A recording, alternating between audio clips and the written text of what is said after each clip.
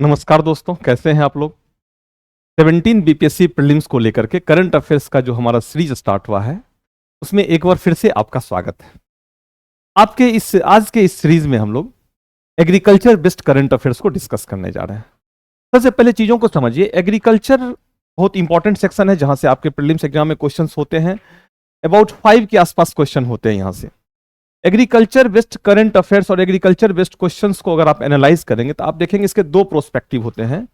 एक Indian economy, economy based current affairs, और दूसरा होता है geography, geography based current affairs questions होते हैं। साथ ही साथ इसके स्टैटिकल क्वेश्चंस भी होते हैं ज्योग्राफी में।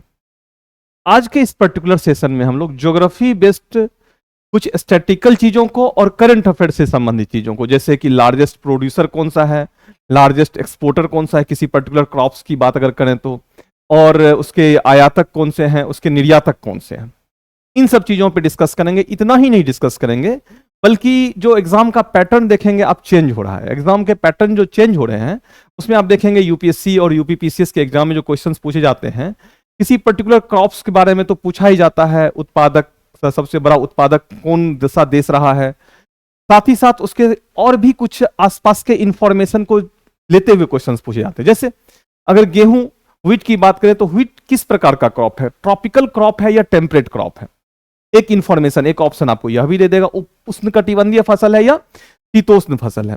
दूसरा इंफॉर्मेशन आपको दे देगा गेहूं के लिए किस तरह के क्लाइमेटिक कंडीशन की जरूरत होती है, रिक्वायर्ड होती है। और तीसरा ऑप्शन देगा इस पर्टिकुलर फिनेंशियल ईयर में 2023 के फिनेंशियल ईयर में गेहूं का सबसे बड़ा उत्पादक देश रूस रहा है या कोई और रहा है।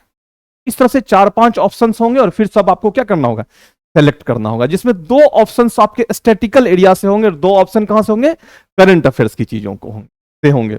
तो एग्रीकल्चर के आज इस सेक्शन में हम लोग ज्योग्राफी के इस स्टैटिकल और करंट अफेयर्स के दोनों ही समस्याओं का समाधान आपको मिल जाएगा, दोनों ही सॉल्यूशन है यहां पे।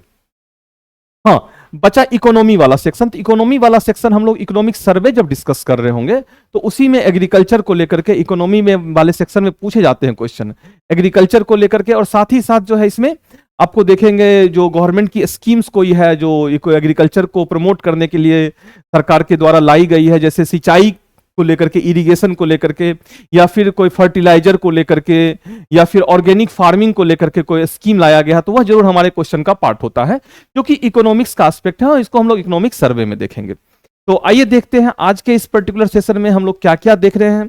तो एक बार फिर से मैं रिपीट कर दूं, आज के इस पर्टिकुलर सेशन में हम लोग ज्योग्राफी बेस्ड एग्रीकल्चर के सारे इंफॉर्मेशन को गैदर करेंगे, जिसमें कुछ कन्वेंशनल नॉलेज होगा, स्टैटिकल नॉलेज होगा, और मोस्टली चीजें क्या होंगी, करंट अफेयर्स। करंट अफेयर्स में कॉम्प्रिहेंसिव मैनर में होगा करंट अफेयर्स। जैसे एक एग्जांपल मैं दूं तो अगर मैं गेहूं की बात करूं तो गेहूं के लिए करंट स्टैटिकल इंफॉर्मेशन तो होंगे ही होंगे, साथ साथ करंट अफेयर्स में उत्पादक, निर्यातक, आयातक, ये सारी चीजें होंगी। और साथ ही साथ जो पैटर्न है एग्जाम का, गेहूं के हाई यील्ड वैरायटी सीड्स का नाम क्या है, कुछ नाम जो है वह इंपॉर्टेंट होते हैं और ऑप्शन में और क्वेश्चन का पार्ट यह हमारा हो सकता है। तो ये हमारा आज का पूरा पैकेज होगा और इसी पैकेज के साथ हम लोग इस सीरीज को स्टार्ट करने जा रहे हैं। इसमें पहला जो हम देख पा रहे हैं डायमेंशन होगा हमारे इस सीरीज का पहला एस्पेक्ट, वह होगा टाइप्स ऑफ एग्रीकल्चर। विश्व में कृषि कितने प्रकार के होते हैं देखेंगे, यह भी आपके क्वेश्चन का पार्ट रहा है। यह स्टैटिकल इंफॉर्मेशन के साथ हम लोग करंट अफेयर्स की ओर मुड़ रहे हैं। तो क्या है यह, आइए देखते हैं एक एक करके एक्सप्लेनेशन। तो सबसे पहले आप यहां देख रहे होंगे जो एग्रीकल्चर, विश्व में कृषि जो की जाती है, एग्रीकल्चर एक्टिविटी जो होते हैं वह कितने प्रकार के होते हैं, तो वह देखेंगे वह अलग अलग प्रकार के होते हैं, उसके अलग अलग नाम। जैसे एक्सटेंसिव फार्मिंग एक वर्ड यूज होता है, एक्सटेंसिव फार्मिंग को हिंदी में कहेंगे विस्तृत कृषि। एक्सटेंसिव फार्मिंग, विस्तृत कृषि, यह किस क्षेत्र में इस तरह की कृषि की जाती है, इस तरह की कृषि की क्या विशेषता है, इस तरह की कृषि में स्पेशली किस तरह के क्रॉप्स का प्रोडक्शन होता है।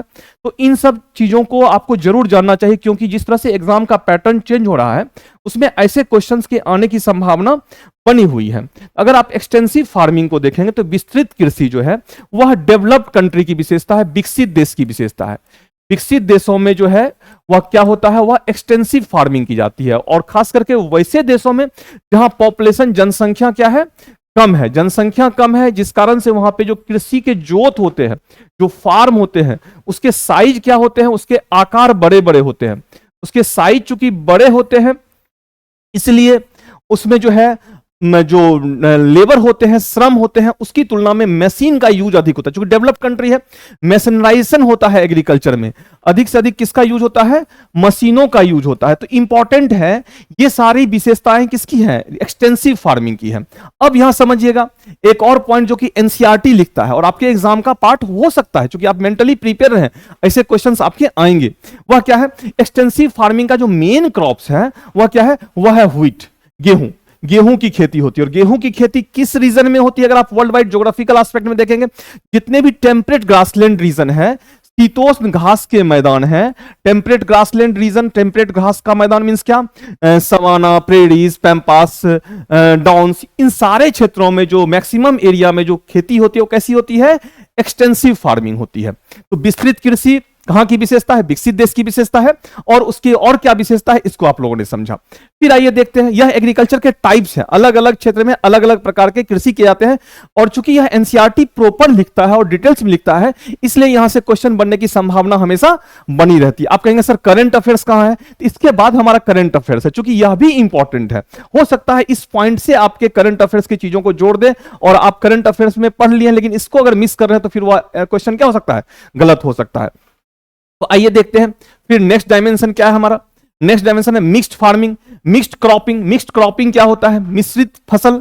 मिक्स्ड क्रॉपिंग बेसिकली जो है वह यूज होता है कहां, जहां वर्षा की अनिश्चितता होती है, जो रेनफॉल अनसर्टेनिटी होती है, कभी वर्षा अधिक होगी कभी वर्षा कम होगी।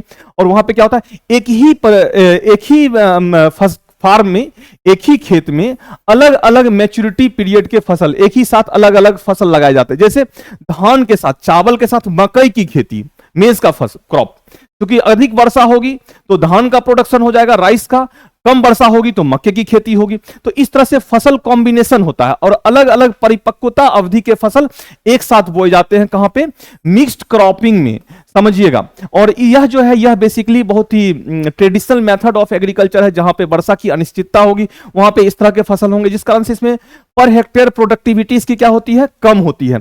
और भारत के मानसूनी अनसर्टेनिटी, जहां पे सिंचाई की सुविधा का विकास नहीं हुआ है और वर्षा की अधिकता होती है और वर्षा की अनिश्चितता भी होती है, तो वैसे क्षेत्र में इस तरह के फसल आपको देखने को मिलेगा। मिक्स्ड फार्मिंग, मिश्रित कृषि, ध्यान रखिएगा, मिक्स्ड क्रॉपिंग और मिश्रित कृषि दोनों ही अलग अलग चीजें हैं।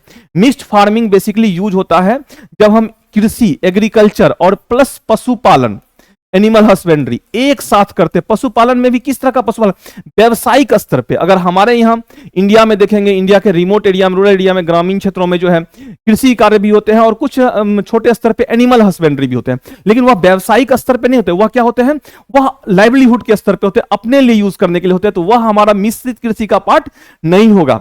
मिश्रित कृषि क्या होगा, वह होगा व्यावसायिक स्तर पे पशुपालन, कॉमर्शियल लेवल पे। जैसे कि अमेरिका में, यूएसए में जो लेक रीजन है, झील प्रदेश है, वहां पे बड़े पैमाने पे सुअर पालन होता है और मक्के की भी खेती होती है, इसलिए वह क्षेत्र क्या है, मिश्रित कृषि का क्षेत्र है। फिर क्या है, इंटेंसिव सबसिस्टेंस फार्मिंग, गहन जीवन निर्वाह कृषि, नाम से स्पष्ट है, गहन होगा मींस एग्रीकल्चर लैंड का अधिक से अधिक यूज होगा, और जीवन निर्वाह मींस एग्रीकल्चर प्रोडक्शन जो होगा वह जीवन निर्वाह के लिए होगा, ना कि वह जो है कॉमर्शियल यूज के लिए होगा। तो ऐसे कृषि को हम लोग क्या कहेंगे, इंटेंसिव सबसिस्टेंस फार्मिंग। यह बेसिकली कहां होती है, जहां पे अधिक जनसंख्या होती है, साथ ही साथ जो भूमि की उपलब्धता कम होती है, वैसे क्षेत्र में इस तरह की कृषि होती है। भारत की कृषि जो है, इंडियन एग्रीकल्चर जो है वह क्या है, अगर कॉम्प्रिहेंसिव मैनर में बोलेंगे तो वह क्या है, गहन जीवन निर्वाह कृषि, इंटेंसिव सबसिस्टेंस फार्मिंग है। लेकिन अगर रीजनल वाइज बोला जाए तो बिहार की कृषि गहन जीवन निर्वाह है, लेकिन पंजाब में कॉमर्शियल फार्मिंग होता है। लेकिन अगर एक लाइन में इंडियन फार्मिंग को डिनोट करना हो तो वह किस प्रकार का है, इंटेंसिव सबसिस्टेंस फार्मिंग है, बेसिकली अधिक जनसंख्या वाले क्षेत्र में होती है। और साथ ही साथ क्या होता है, जहां पे कि जो एग्रीकल्चर इंफ्रास्ट्रक्चर है उसकी उपलब्धता कम है और मॉनसूनी अनसर्टेनिटी है, इन सब कारणों से क्या होता है, लाइवलीहुड के लिए हम कृषि करते हैं, ना कि व्यवसाय के लिए। ध्यान रखना, इंटेंसिव और एक्सटेंसिव दोनों अपोजिट है। एक्सटेंसिव जहां डेवलप्ड कंट्री की विशेषता है, वहीं इंटेंसिव क्या है, डेवलपिंग, विकसित और विकासशील देश की विशेषता है। फिर दूसरा है shifting farming. Shifting farming means क्या होता है, शिफ्टिंग फार्मिंग हुआ यह है स्थानांतरित कृषि। स्थानांतरित कृषि मींस क्या, एक स्थान पर कृषि कार्य किए जाएंगे और जब उसकी उत्पादकता समाप्त हो जाएगी तो क्या होगा, फार्मर कहीं और शिफ्ट कर जाएंगे। बेसिकली यह जो है यह एंशियंट मोस्ट एग्रीकल्चर टेक्निक है। वर्तमान समय जो उष्णकटिबंधीय क्षेत्र है, ट्रॉपिकल रीजन है, उस ट्रॉपिकल रीजन में जो ट्राइब्स होते हैं उस ट्राइब्स के द्वारा इस तरह के एग्रीकल्चर टेक्निक यूज किए जाते हैं। इसको इसलिए बुश एंड फैलो फार्मिंग, जलाना काटना कृषि भी मींस पेड़ को क्या किया जाता है, काट दिया जाता है, जला दी जाती है और फिर वहां पे एग्रीकल्चर प्रैक्टिस किए जाते हैं। और जैसे ही सॉइल की फर्टिलिटी खत्म हो जाती है वैसे ही क्या होते हैं, वहां से शिफ्ट करके कहीं और माइग्रेट कर जाते हैं। यह शिफ्टिंग फार्मिंग। भारत में इसको झूम खेती भी कहते हैं। नॉर्थ झूम खेती भारत में बेसिकली नॉर्थ ईस्ट में कहते हैं। और चूंकि इस एग्रीकल्चर टेक्निक से सॉइल इरोजन की जो दर है वह बढ़ जाती है, इसलिए भारत में इस तरह के एग्रीकल्चर टेक्निक को क्या किया गया है, बैन किया गया है, प्रतिबंधित है। न केवल भारत में बल्कि विश्व के अधिकांश देशों ने इसको प्रतिबंधित कर रखा है। लेकिन उसके बावजूद भी हाल के दिनों में बहुत सारे ट्राइबल कम्युनिटी के द्वारा इस तरह के प्रैक्टिस किए जाते हैं। विश्व में अलग अलग देशों में इसका अलग अलग नाम भी है। जैसे श्रीलंका में चेन्ना पटेना है, मलेशिया में लादांग है, भारत के नॉर्थ ईस्ट में झूम की खेती है, आंध्र प्रदेश में देवार, बहिया, दहिया, पोंडा जैसे वर्ड यूज होते हैं। लेकिन चूंकि उस पार्ट से जो अलग अलग नाम है उससे क्वेश्चंस नहीं आ रहे हैं अभी, इसलिए हम लोग उस पर डिस्कस नहीं कर रहे हैं। लेकिन यहाँ पे यह आपको जानना चाहिए, जो शिफ्टिंग फार्मिंग है, जो अवैज्ञानिक कृषि है, इसमें सॉइल इरोजन की रेट अधिक होती है और भारत में यह जो है बैन है, भारत में यह प्रतिबंधित है भारत में। लेकिन उसके बावजूद भी ट्राइबल कम्युनिटी के द्वारा कहीं कहीं यह देखा जाता है। फिर उसके बाद ट्रक फार्मिंग। ट्रक फार्मिंग नाम से स्पष्ट होता है, ट्रक में होता होगा फार्म नहीं, एग्जैक्टली यह क्या है, व्यावसायिक स्तर पे ट्रक फार्मिंग फ्रूट्स और फल और फ्लावर्स, जो फूल होते हैं उसके खेती को हम लोग ट्रक फार्मिंग कहते हैं। और यह कहां होता है, बेसिकली यूएसए में एग्रीकल्चर प्रैक्टिस है, यूएसए में इसका यह नाम है। और यूएसए में यह फ्लोरिडा एक स्टेट है यूएसए का, वहां पे इस तरह की खेती होती है जिसको क्या कहा गया है, ट्रक फार्मिंग। देखिए ये स्टैटिकल नॉलेज है जो ज्योग्राफी के किताबों में भी आपको दिख जाएंगे और इसको आपको जानना चाहिए। आप जब तक इसको, चूंकि यह एग्जाम का देखेंगे अगर आप प्रीवियस ईयर क्वेश्चन का, तो रेगुलर यहां से क्वेश्चंस आते रहे हैं अलग अलग एग्जामों में। अब हम लोग आते हैं जो करंट अफेयर्स के चीजें, जैसे व्हीट का सबसे बड़ा प्रोड्यूसर स्टेट कौन सा है, राइस का सबसे बड़ा। और ये जो भी डेटा है ध्यान रखिएगा, ये डेटा एकदम अपडेटेड है और ये 2023 के सारे डेटाज हैं, इसमें ध्यान रखना है। और यह अपडेटेड है, इसके ऊपर आप कॉन्फिडेंट रहिए। और ये जो डेटा है, इस डेटा में कोई भी आपका मैनिपुलेशन नहीं है और सारे डेटा ऑथेंटिक सोर्स से लिए गए हैं। अभी जो मैंने बोला अगर अलग अलग एग्रीकल्चर प्रैक्टिस, उसी का डिटेल्ड एक्सप्लेनेशन है। ट्रक फार्मिंग जो मैंने अभी थोड़ा देर पहले डिस्कस किया था, ट्रक फार्मिंग कहाँ होता है, फ्लोरिडा में होता है। यह व्यापारिक स्तर पे फल और फूलों की खेती, यही मैंने डिस्कस किया था। एक्सटेंसिव फार्मिंग, इस प्रकार की कृषि कम जनसंख्या मतलब विकसित देशों में होती है। मिक्स्ड क्रॉपिंग, विभिन्न परिपक्वता वाले फसलों का एक साथ उत्पादन होता है। फिर ये जो आपको डिटेल अगर नोट्स चाहिए आपको, तो ये आपको टेलीग्राम चैनल पे उपलब्ध रहेगा, वहां से आप डाउनलोड कर सकते हैं। फिर मिक्स्ड फार्मिंग भी मैंने डिस्कस किया था, कृषि और पशुपालन संपूर्ण यूरोप यूएसए का। ये ध्यान रखना है कहां कहां होता है, तो कंप्लीट यूरोप में क्या होता है, mixed farming. Mixed farming means क्या, कृषि और पशुपालन एक साथ। यूएसए का पूर्वी भाग, वही मैंने बोला था कहां पे, लेक रीजन, जो ग्रेट लेक्स रीजन है, superior, Michigan, Hurun, eri, Ontario lakes जो दक्षिणी भाग है, वहां पे बड़े पैमाने पे क्या होता है, मिश्रित कृषि होता है। ऑस्ट्रेलिया का दक्षिणी पूर्वी भाग और अर्जेंटीना का पंपास रीजन, अफ्रीका का वेल्ड, मैंने बोला ना शीतोष्ण घास के मैदानी क्षेत्र जहां जहां है वहां क्या होता है, मिक्स्ड फार्मिंग होता है। शिफ्टिंग फार्मिंग प्राचीन रूप है, वर्तमान से उष्णकटिबंधीय क्षेत्र, इसको बूश एंड फैलो फार्मिंग भी कहते हैं। इंटेंसिव फार्मिंग, कृषि का भूमि का अधिकतम उपयोग क्या था, अधिक जनसंख्या वाले क्षेत्र में होती है। यही मैंने अभी थोड़ा देर पहले डिस्कस भी किया है। इसको आप टेलीग्राम चैनल से डाउनलोड कर सकते हैं। अब आइए देखते हैं एक एक करके सारे क्रॉप्स का फिजिकल कंडीशन, उसके जो है लार्जेस्ट एक्सपोर्टर कौन है, इंपोर्टर कौन है, और उसके क्या ट्रेडिंग ट्रेंड है, व्यापार की क्या प्रवृत्ति रही है। मैं फिर से रिपीट कर रहा हूं, इसमें जो भी डेटाज हैं ऑथेंटिक डेटा है, अपडेटेड डेटा है। इस डेटा पे आप कॉन्फिडेंटली काम कर सकते हैं। इस डेटा में कोई जो है यह आप जो है इस पे ये कंफ्यूजन नहीं रखना है इस डेटा को लेकर के, ठीक है। इसमें जो हम लोग कवर करने जा रहे हैं एग्रीकल्चर के स्टैटिकल इंफॉर्मेशन, जैसे फिजिकल कंडीशन क्या होता है गेहूं के लिए, चावल के लिए, कपास के लिए, सेफ्रॉन के लिए, और उसके जो है ट्रेडिंग पैटर्न क्या है, व्यापार की प्रवृत्ति क्या है, व्यापार की प्रवृत्ति, करंट अफेयर्स और फिजिकल कंडीशन, उसका स्टैटिकल नॉलेज। आपको क्वेश्चन जिस एंगल से पूछेगा, जहां से पूछेगा वहां से आप अब इसको बना सकते हैं। तो आइए देखते हैं एक एक करके। सबसे पहले व्हीट, गेहूं। गेहूं जो है यह क्या है, टेम्परेट क्रॉप्स है, शीतोष्ण फसल है, लेकिन कहीं कहीं उष्ण एवं उपोष्ण दोनों ही क्षेत्रों में। जैसे मैंने एक छोटा सा एग्जांपल दे रहा हूं, ये मान लीजिए अपना इंडिया हुआ, तो इंडिया के आप दक्षिणी भाग में देखेंगे, जैसे यह तमिलनाडु है या कर्नाटका है या केरला है या आंध्र प्रदेश है, इधर देखेंगे आपको गेहूं की खेती नहीं होती है। इधर आपको क्या होता है, मेजर क्रॉप्स कौन सा, राइस है। पश्चिम बंगाल के नीचे से ही आपको दिखना शुरू हो जाएगा। और गेहूं की खेती कहां होती है, यह इसके ऊपर होती है, पंजाब, हरियाणा, पश्चिमी यूपी। बिहार एक ऐसा राज्य है जहां पे गेहूं और चावल दोनों की खेती होती है, क्योंकि बिहार उपोष्ण उष्ण क्षेत्र में भी है और उपोष्ण क्षेत्र में भी है। और पंजाब हरियाणा जो है यह कंप्लीट जो है, यह क्या है, उपोष्ण क्षेत्र में है, शीतोष्ण क्षेत्र में है, जिस कारण से ये एरिया जो है, यह आइडल कंडीशन देता है किसके लिए, गेहूं के प्रोडक्शन के लिए। तो इसलिए कहा था गेहूं क्या है, वह टेम्परेट क्रॉप्स है, शीतोष्ण फसल है। तो भारत में भी यह दिख रहा होगा आपको, जो इसका जो फार्मिंग होता है वह कैसे एरिया में होता है। तो यह इसका फिजिकल रिक्वायर्ड कंडीशन है। विश्व के सर्वाधिक क्षेत्र पर गेहूं की सिंचाई, सिंचाई का सबसे अधिक प्रयोग, ध्यान रखना यह एनसीईआरटी का स्टेटमेंट, थोड़ा सा यहाँ पे एरर है, स्पेलिंग मिस्टेक भी है और लाइन में कुछ एरर है, इसको मैं करेक्ट कर रहा हूं। विश्व में सबसे अधिक सिंचाई का प्रयोग, जो इरिगेशन का सबसे अधिक यूज हुआ है, वह किसके लिए हुआ है, वह गेहूं के लिए हुआ है। कहां से आया है यह, एनसीईआरटी से आया है, इसलिए इसको आप जरूर याद रखेंगे। फिर इसके लिए भौतिक दशा, इसके लिए फिजिकल कंडीशन क्या क्या रिक्वायर्ड है, कैसे कंडीशन में यह गेहूं की खेती होगी। तो वर्षा अमाउंट ऑफ रेनफॉल कितना होना चाहिए, 50 से 100 सेंटीमीटर। अगर एक लाइन में बोला जाए तो 100 सेंटीमीटर से जहां कम वर्षा होगी, लेस देन द 100 सेंटीमीटर, वहां पे किसकी खेती होगी, गेहूं की खेती, वर्षा के पॉइंट ऑफ व्यू से, इरिगेशन के पॉइंट। और टेम्परेचर का कंडीशन कैसा होगा, टेम्परेचर का कंडीशन गेहूं के लिए बड़ा ही इंटरेस्टिंग दिखेगा आपको। बोते समय at the time of sowing यह 10 डिग्री सेल्सियस होना चाहिए। फिर बढ़ते समय ग्रोइंग टाइम में इसका टेम्परेचर कितना होना चाहिए, 15 डिग्री सेल्सियस। और पकते समय at the time of harvesting कितना होना चाहिए, 20 डिग्री सेल्सियस। देखिए कैसे टेम्परेचर वेरिएशन चाहिए है इसको।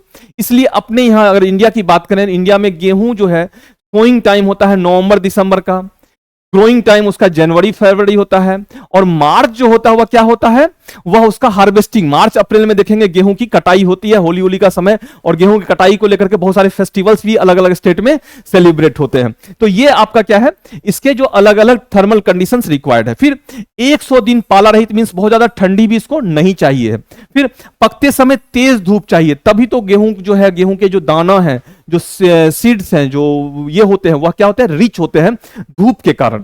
फिर लोमी, हैवी लोमी सॉइल चाहिए, लॉन्ग नहीं, लोमी दोमट मिट्टी चाहिए, और जल निकासी की सुविधा चाहिए। मींस क्या, यहां पे वाटर लॉग नहीं चाहिए। देखेंगे आप गेहूं का जो प्लांट होता है उसको टाइम टू टाइम चाहिए होता है इरिगेशन, बोने के बाद इरिगेशन चाहिए होता है, जब ग्रो कर रहा होता है उस समय इरिगेशन, कटने से पूर्व इरिगेशन चाहिए होता है, सिंचाई चाहिए होती है, लेकिन पानी जमा नहीं चाहिए होता उसको। ये इंपॉर्टेंट है। आप देखेंगे भारत में जो गेहूं की खेती होती है, भारत का जो क्लाइमेटिक कंडीशन है इतना बेहतरीन है, यही वह समय है जब वेस्टर्न डिस्टर्बेंस, जो पछुआ विक्षोभ, आप देखेंगे पछुआ विक्षोभ जो आता है, शीतोष्ण चक्रवात, और उससे जो वर्षा होती है उसमें देखेंगे अमाउंट ऑफ रेनफॉल अधिक नहीं होता है, लेकिन फ्रीक्वेंसी अधिक होती है, जो गेहूं की खेती के लिए बड़ा ही हाइजेनिक बनाता है। लेकिन यही कभी कभी डिले हो जाता है, जब वर्षा लेट से होती है और शीतोष्ण चक्रवात का प्रभाव थोड़ा डिले होता है, मार्च अप्रैल में आ जाता है, उससे क्या होता है, हमारा गेहूं का फसल कटा होता है, लेकिन कटे हुए फसल क्या होते हैं, वर्षा के कारण क्या होते हैं, कभी कभी खराब हो जाते हैं। और दूसरा दिख रहा है गेहूं के लिए कितना सारा क्लाइमेटिक कंडीशंस रिक्वायर्ड है, इसमें अगर एक भी कोई फेल करता है तो गेहूं का उत्पादन सीधे सीधे उससे क्या होता है, प्रभावित होता है। इसलिए देखेंगे इकोनॉमिक्स में जब हम लोग एग्रीकल्चर को डिस्कस करेंगे तो वहां देखेंगे प्रधानमंत्री फसल बीमा योजना का नाम तो आप लोगों ने जरूर सुना होगा। प्रधानमंत्री फसल बीमा योजना बेसिकली जो है स्टार्ट हुआ था गेहूं से ही। गेहूं किस क्रॉप से आता, रबी क्रॉप से आता, क्योंकि गेहूं के उत्पादन में अनिश्चितता क्या होती है, अधिक होती है। तो ये तो हो गया कुछ स्टैटिकल नॉलेज गेहूं का। अब आइए देखते हैं इसका करंट अफेयर्स का न्यूज क्या है। गेहूं का सबसे बड़ा उत्पादक, विश्व का सबसे बड़ा उत्पादक देश चीन है, ध्यान रखना है। गेहूं का सबसे बड़ा उत्पादक देश चीन रहा है, 2023 का यह डेटा है, कोई इसमें चेंज नहीं है, ध्यान रखना है। और सबसे बड़ा इंपोर्टर भी, आयातक भी चीन है। लार्जेस्ट प्रोड्यूसर और इंपोर्टर दोनों कौन है, वह चीन है। लेकिन ध्यान रखना है अब एक्सपोर्टर में पैटर्न चेंज, रशिया यूक्रेन वार में कभी यूक्रेन भी हुआ करता था, निर्यात में अच्छा फर्स्ट पोजीशन लाया था, लेकिन अब चूंकि यूक्रेन का प्रोडक्शन हैम्पर हुआ है, इसलिए रूस जो है विश्व का सबसे बड़ा निर्यातक है, 26% शेयर है share of global wheat market, जो रूस का निर्यात कितना है 26% है। सबसे बड़ा निर्यातक कौन है? रूस है। और भारत यह आयातक इंटरनेशनल लेवल पे दिख गया होगा आपको, चीन है, निर्यातक रूस है, उत्पादक चीन है। और इंडिया के कंटेक्स्ट में अगर देखेंगे, भारत का सबसे बड़ा उत्पादक राज्य कौन सा है? यूपी है, उत्तर प्रदेश है। किसका? गेहूं का। अब आइए इसमें एक और इंफॉर्मेशन जो आपके एग्जाम पॉइंट ऑफ व्यू से इंपॉर्टेंट है, आने वाले दिनों में इस तरह के क्वेश्चंस जरूर आपके पूछे जा सकते हैं, क्योंकि यूपीएससी में यह पैटर्न चल रहा है। यूपीएससी में इस तरह के क्वेश्चंस पूछे जा रहे हैं, और हमारा बीपीएससी भी किसको फॉलो कर रहा है? यूपीएससी को फॉलो कर रहा है। गेहूं के संकर बीज का निम्न में क्वेश्चन का ऑप्शन हो सकता है, निम्न में से किस संकर बीज का संबंध गेहूं से है? या एक ऑप्शन दे दिया जाएगा, सोनालिका का संबंध किससे है?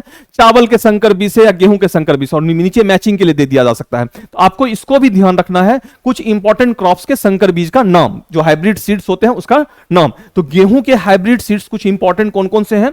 वह है सोनालिका है। सोनालिका हाइब्रिड सीड्स का संबंध किससे? गेहूं से है।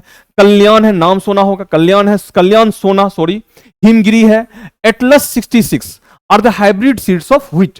या किसका हाइब्रिड सीड्स है? या व्हीट का हाइब्रिड सीड्स है, इसके नाम है ये सारे। इसको जरूर आप लोग याद तैयार करेंगे, ये आपके इंपॉर्टेंट सेक्शन का पार्ट है, जहां से आपके क्वेश्चंस पूछे जाने की प्रवृत्ति। देखिए एग्रीकल्चर से क्वेश्चन रेगुलर पूछे जा रहे हैं, उत्पादक, निर्यातक, आयातक। अब इसमें ट्विस्ट करने का कौन सा पार्ट है? ट्विस्ट यहीं से किया जा सकता है, और चूंकि एग्जाम हमेशा कुछ नया लेके आता है, इसलिए हम लोग नए चीजों के लिए तैयार रहें।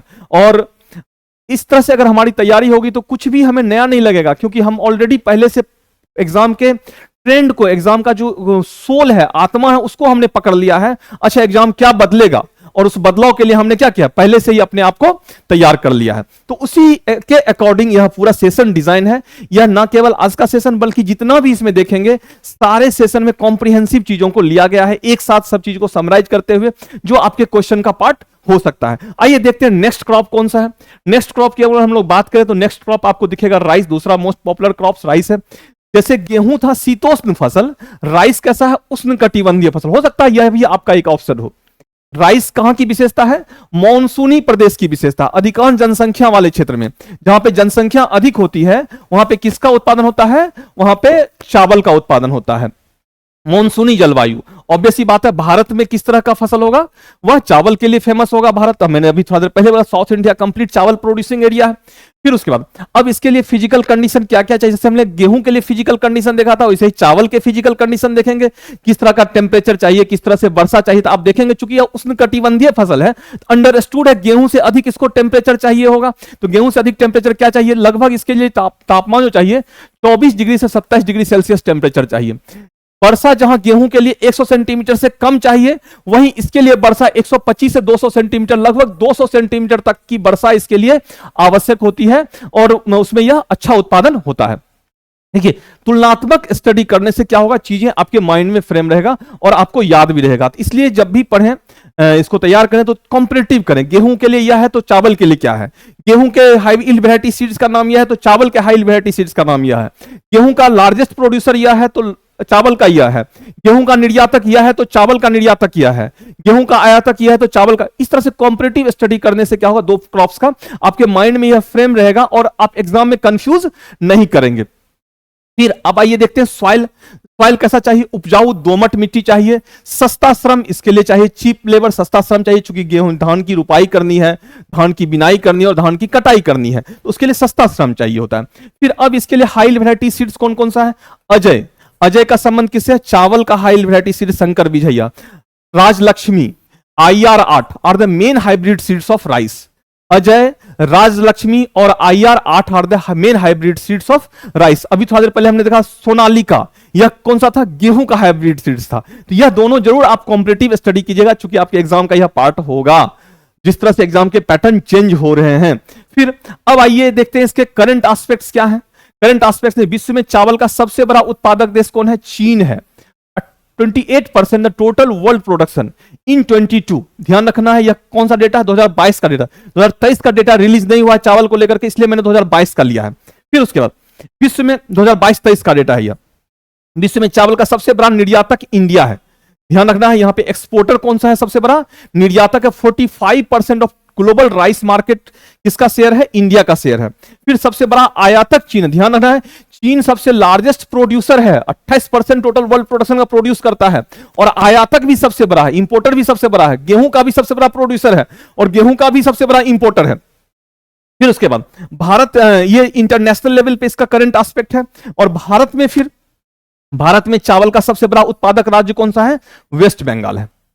कौन सा है? पश्चिम बंगाल है। तो इस तरह से यह स्टैटिकल और करंट अफेयर्स के चीजों को एक साथ कॉम्प्रिहेंसिव मैनर में अगर आप देख रहे हैं तो आपके एग्जाम पॉइंट ऑफ व्यू से काफी बेनिफिशियल होगा। अब आइए देखते हैं नेक्स्ट क्रॉप कौन सा है।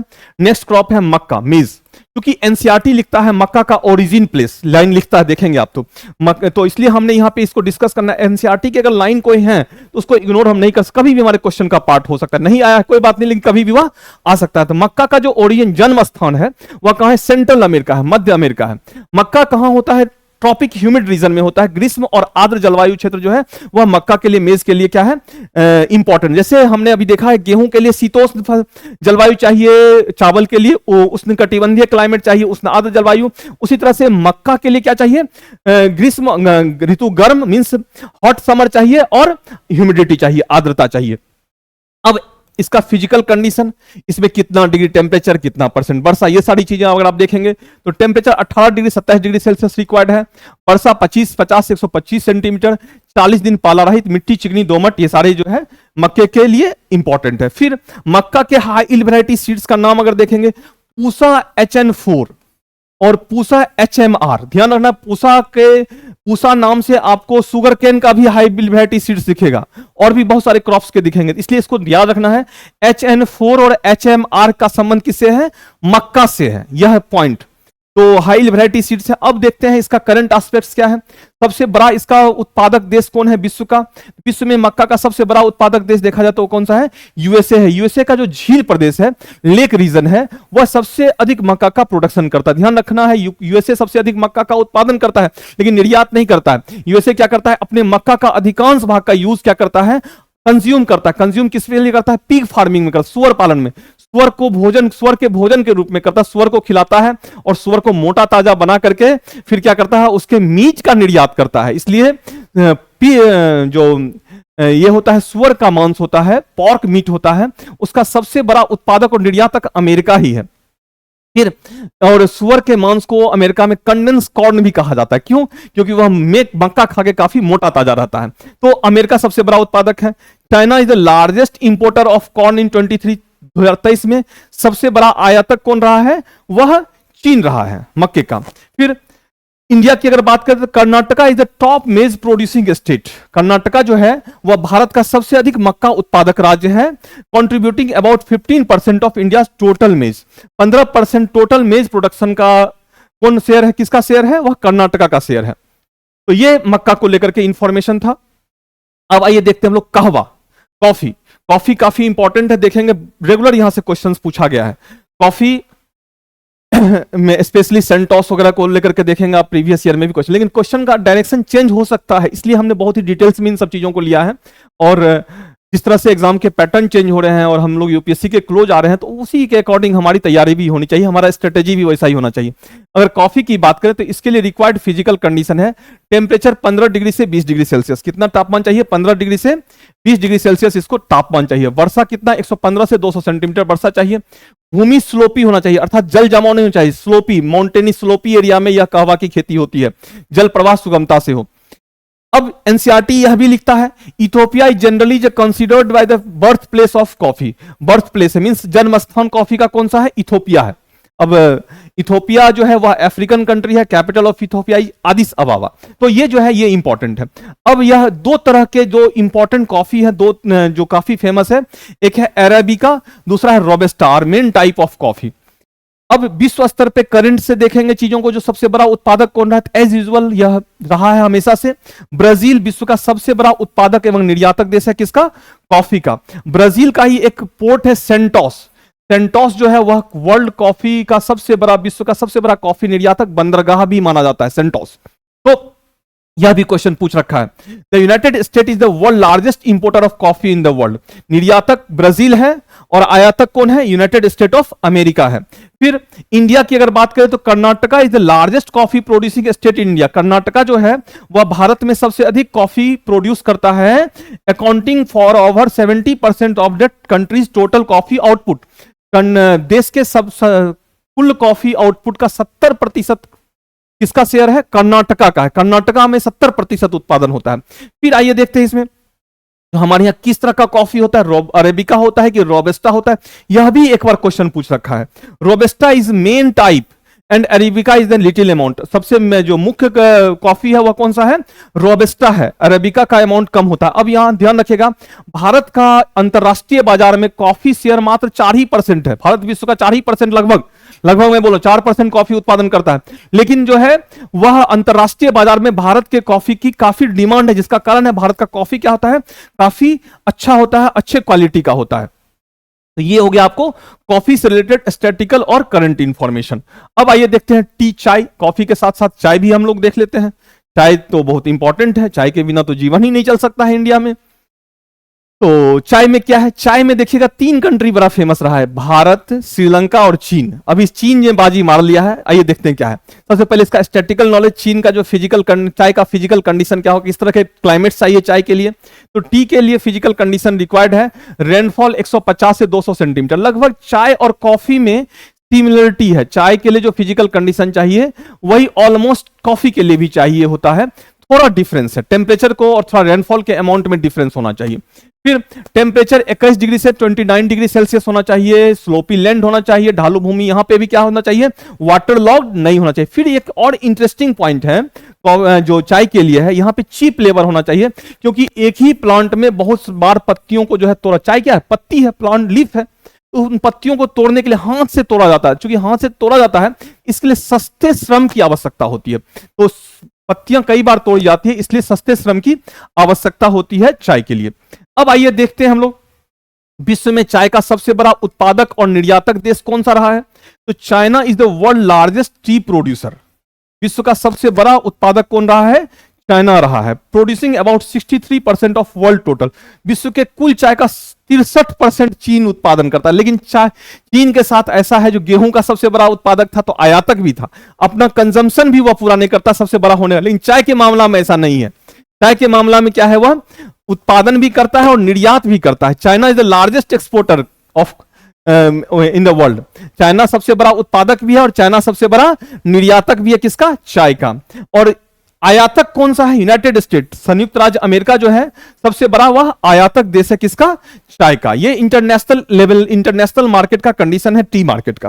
अब आइए देखते हैं भारत में क्या सीन है।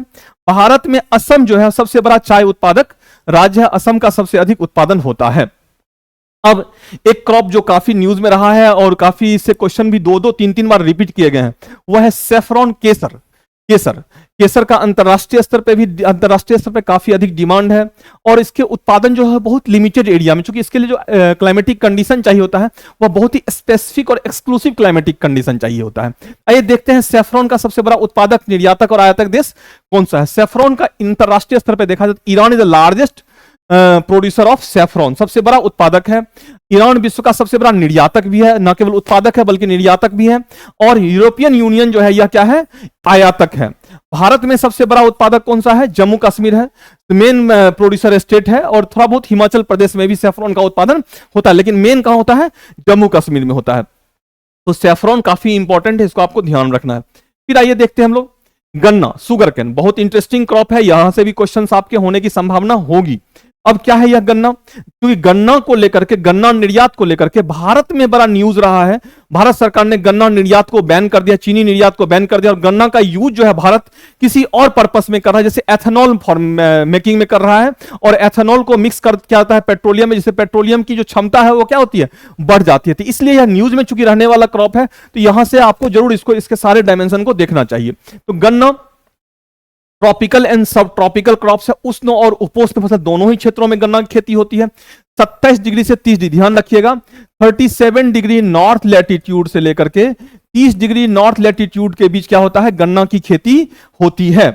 लेकिन ध्यान रखना है 33 डिग्री से 30 डिग्री के बीच होता है, लेकिन इक्वेटोरियल रीजन में, विषुवतीय क्षेत्र में गन्ना की खेती नहीं होती है, जिसका कारण है अधिक वर्षा का होना। फिर उसके बाद टेम्परेचर 21 डिग्री 27 डिग्री सेल्सियस है, वर्षा 100 से 150 सेंटीमीटर। पर्याप्त धूप कटने के समय, अगर धूप अधिक होगी तो उससे क्या हो, गन्ने में जूस की मात्रा अधिक होगी। कब, जब वह हार्वेस्ट हो रहा हो, कट रहा हो।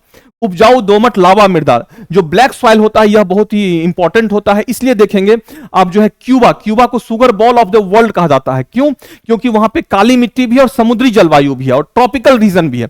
इसलिए वहां पे पर हेक्टेयर जो गन्ने की उत्पादक क्षमता होती है, क्या होती है वहां पे, अधिक होती है। सस्ता श्रमिक भी जरूरी है, समुद्री जलवायु, यही मैंने बोला। तो ये सब चीजें जो है, यह फिजिकल कंडीशन रिक्वायर्ड है किसके लिए, गन्ने के लिए। अब देखते हैं अंतरराष्ट्रीय स्तर पे गन्ने का सबसे बड़ा उत्पादक देश कौन सा है, चीनी का। ब्राजील विश्व में चीनी का सबसे बड़ा उत्पादक और निर्यातक देश है।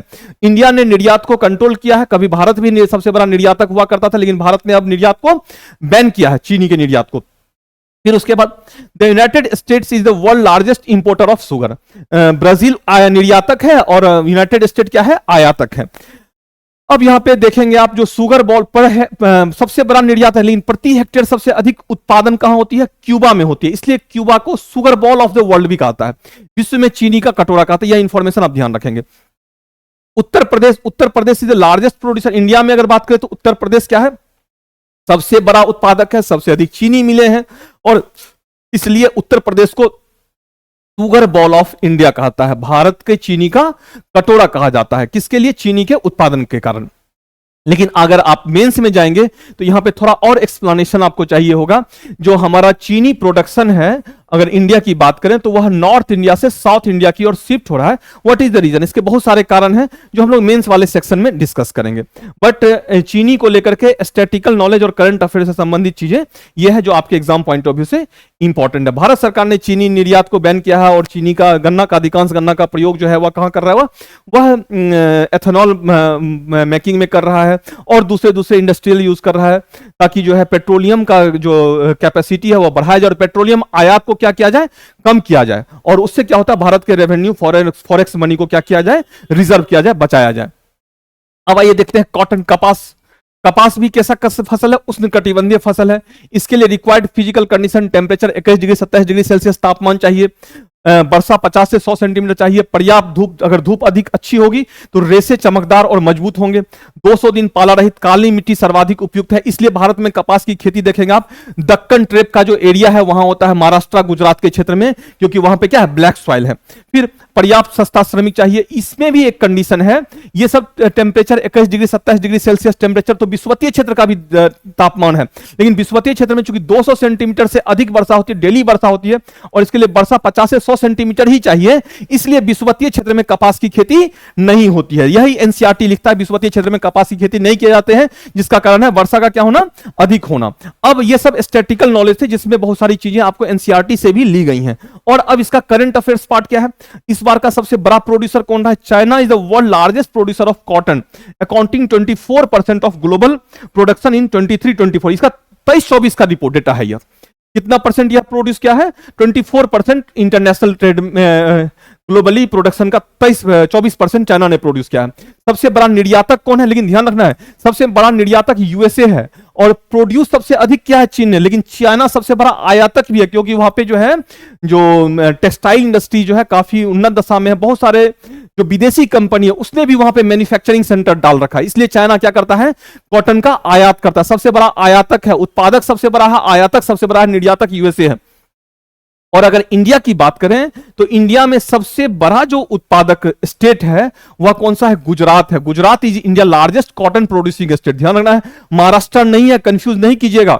Accounting for more than 30% of the countries total cotton production in 2022। यह 2022 का डेटा है, 2023 में इसको लेकर के डेटा रिलीज नहीं हुआ है, इसलिए हमने 2022 का दिया है। तो डेटा को लेकर के कोई कंफ्यूजन नहीं होना चाहिए। जो डेटा आपको जो लेटेस्ट डेटा है जिस भी सेगमेंट का, उसका हमने यूज किया है। किसी का 2023-24 का मिला है तो 23-24 को हमने यूज किया है, किसी का 2022 का मिला 2022 का हमने यूज किया है। तो आपके एग्जाम में यही डेटा से डेटा बेस्ड क्वेश्चंस आएंगे। आइए देखते हैं नेक्स्ट क्या है। नेक्स्ट अगर देखा जाए तो वह जूट है। जूट जो है वह बहुत इंपॉर्टेंट है। जूट भी आपके एग्जाम पॉइंट ऑफ व्यू से इंपॉर्टेंट, क्योंकि जूट के इंटरनेशनल ट्रेड में भारत को लेकर के कंपटीशन है किससे?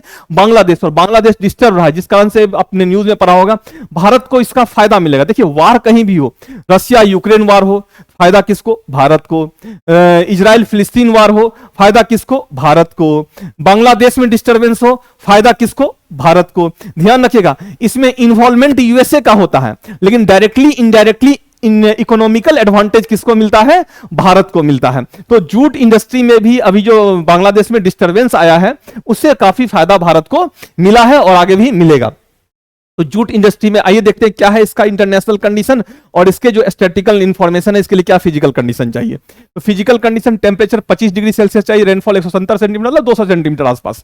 इसलिए देखेंगे क्योंकि बांग्लादेश में, पश्चिम बंगाल में जो टेम्परेचर और महाराष्ट्र के टेम्परेचर में दोनों में ऑलमोस्ट सिमिलरिटी है, लेकिन वर्षा के अंतर के कारण और सॉइल के डिफरेंस के कारण जहां पश्चिम बंगाल में जूट का खेती होता है, वहीं महाराष्ट्र और गुजरात के रीजन में किसकी खेती होती है? वह कॉटन फार्मिंग होता है। किसका डिफरेंस है? वर्षा का डिफरेंस है और अमाउंट ऑफ रेनफॉल का डिफरेंस है, और किसका है? सॉइल के डिफरेंस के कारण। तो 200 सेंटीमीटर वर्षा चाहिए इसके लगभग। सॉइल नवीन जलोढ़ और डेल्टाई मृदा यह है। सापेक्षिक आर्द्रता कम से कम 80%। चीप लेबर चाहिए। सबसे अधिक उत्पादन का होता है भारत में। सबसे बड़ा निर्यातक कौन है? बांग्लादेश है। भारत सरकार ने जूट को प्रमोट करने के लिए नेशनल जूट पॉलिसी भी लाया, क्योंकि जूट जो है वह इको फ्रेंडली प्रोडक्ट होता है और अंतरराष्ट्रीय स्तर पे इसके काफी डिमांड है। और इसको प्रोत्साहित करने के लिए भारत सरकार ने राष्ट्रीय जूट नीति का भी ये किया है, अनाउंसमेंट किया है। और इससे जूट के प्रोडक्शन और उससे बनने वाले प्रोडक्ट के निर्यात को क्या मिलेगा? कमिंग डेज में बढ़ावा मिलेगा। हम लोग उसको इकोनॉमिक सर्वे में भी टच करेंगे। टोबैको, तंबाकू। तंबाकू कैसा क्रॉप्स है? ट्रॉपिकल एंड सब ट्रॉपिकल क्रॉप्स है। ध्यान रखना इसका भी ओरिजिन यूएसए माना गया है। इसके लिए required physical condition 18 degree 27 degree Celsius temperature है। रेनफॉल कितना चाहिए? 50 से 100 सेंटीमीटर चाहिए। मृदा खनिज जीवाश्म युक्त चाहिए है। पाला हानिकारक है इसके लिए। आर्द्र जलवायु, सस्ता श्रमिक इसके लिए सबसे इंपॉर्टेंट है। अब इसका जो फिजिकल कंडीशन से अधिक इंपॉर्टेंट है, इसके उत्पादक और निर्यातक को ध्यान रखना है। इसमें सबसे बड़ा उत्पादक जो है वो कौन है? चीन है। सबसे बड़ा उपभोक्ता, कंज्यूमर भी चीन ही है, चाइना ही है। सबसे बड़ा निर्यातक ब्राजील है। ध्यान रखना है सबसे बड़ा उत्पादक नहीं होते हुए भी सबसे बड़ा निर्यातक कौन है? ब्राजील। और भारत में देखेंगे, भारत में सबसे बड़ा उत्पादक राज्य कौन सा है? आंध्र प्रदेश। आंध्र प्रदेश में भी देखेंगे, आंध्र प्रदेश का गंटूर जिला जो है, गंटूर डिस्ट्रिक्ट, वह सबसे अधिक इसका प्रोडक्शन करता है। किसका? तंबाकू का। तो ये हमारे एग्रीकल्चर के ज्योग्राफिकल एस्पेक्ट्स बेस्ड कुछ स्टैटिकल और कुछ करंट अफेयर्स के चीजों का एक साथ कॉम्प्रिहेंसिव मैनर में किया गया, डिजाइन किया गया यह कंटेंट है, जो कि आपके एग्जाम पॉइंट ऑफ व्यू से काफी बेनिफिशियल होगा। आप इसको देखेंगे एग्जाम में डायरेक्टली इनडायरेक्टली यहां से क्वेश्चंस आपके होंगे ही। एग्रीकल्चर का रिमेनिंग सेक्शन जो बचा है, जो इकोनॉमिकल पार्ट है, उसको हम लोग डिस्कस कहां करेंगे? उसको हम लोग डिस्कस करेंगे कहां पे? इकोनॉमिक सर्वे और बजट के साथ। तो उस तरह से हमारा क्या होगा? एग्रीकल्चर बेस्ड करंट अफेयर्स के सारी चीजें जो हमारी होंगी वह तैयार हो जाएंगी। वन मोर अनाउंसमेंट आज हम लोग ये करना चाहेंगे, जिसमें देखें इस सीरीज के तुरंत बाद आई होप कि 15 नवंबर तक हमारा यह करंट अफेयर्स का सीरीज स्टार्ट हो जाए, कंप्लीट हो जाएगा। और देन फिर हम लोग क्या करेंगे? इसके ऊपर एमसीक्यू प्रैक्टिस। एमसीक्यू प्रैक्टिस किस मैनर में? एमसीक्यू प्रैक्टिस में ऐसे क्वेश्चंस का डिजाइनिंग होगा जनरली जिसको बच्चे गलत करते हैं। क्वेश्चन आ रहा होता है, उसमें कुछ ऐसे लिंक वर्ड होते हैं, ट्रू फॉल्स है नहीं है, और ऑप्शंस को लेकर के, कूट को लेकर के जहां गलत करते हैं, तो उसको लास्ट में हम लोग एक सप्ताह 10 दिन अगर रिवीजन कर लेंगे तो एग्जाम में आपको उससे क्या होगा? उसको लेकर के यूज टू हो जाएंगे, जिससे उससे गलती होने की संभावना क्या होगी? कम हो जाएगी। और आपका 70वीं बीपीएससी जो है वह कंफर्म हो जाएगा। तो 70वीं बीपीएससी प्रीलिम्स को लेकर के आप अच्छे से कॉन्फिडेंटली पढ़ते रहिए। करंट अफेयर्स को लेकर के बहुत वरीड होने की जरूरत नहीं है। साथ ही साथ करंट अफेयर्स के अपार्ट जो है और बहुत सारी चीजें जो एग्जाम पॉइंट, देखिए नॉलेज होना अलग चीज है और exam oriented, exam focused knowledge content होना, दोनों ही बोथ आर डिफरेंट थिंग। तो इसमें वही चीजें डिस्कस होंगी जो एग्जाम फोकस्ड है, एग्जाम ओरिएंटेड है, एग्जाम बेस्ड कंटेंट है। तो इस तरह से चीजों को आप लोग को डिलीवर किया जाएगा। तो इसके साथ ही इस आज के सीरीज को कंप्लीट करते हैं और नेक्स्ट सीरीज में हम लोग मिलते हैं। आई होप कि नेक्स्ट सीरीज हमारा पॉपुलेशन बेस्ड होगा। और अगर यह सीरीज इंपॉर्टेंट है और अगर आप लोग को सही लग रहा हो, अच्छा लग रहा हो, तो please like, share and subscribe in your group more and more, अधिक से अधिक कीजिए, ताकि चीजें जो है बहुत सारे बच्चों के पास जाए और सबको इसका लाभ मिले। Thank you, thanks a lot, all of you, have a good day.